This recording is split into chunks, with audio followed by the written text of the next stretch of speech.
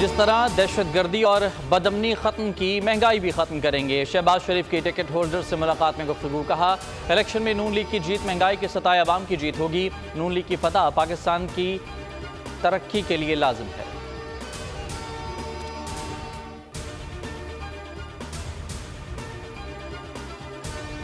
ریاست کے علاوہ کسی بھی ادارے یا گروہ کی طرف سے طاقت کا استعمال اور مسلح کارروائی ناقابل قبول ہے۔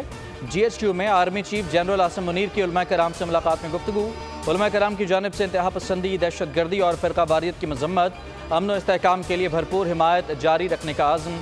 آرمی چیف نے گمراہ کن پروپیگنڈے کے خاتمے کے لیے مذہبی علماء کے فتوے کو سراہا۔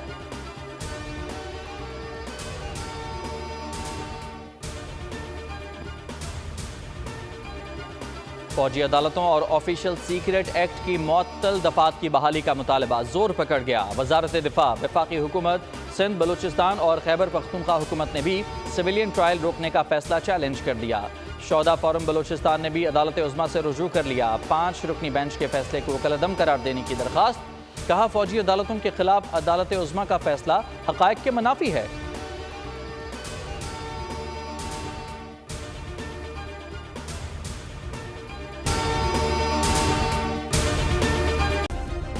سبسکرائب کریں اور بیل دبائیں تاکہ کوئی خبر رہ نہ جائے۔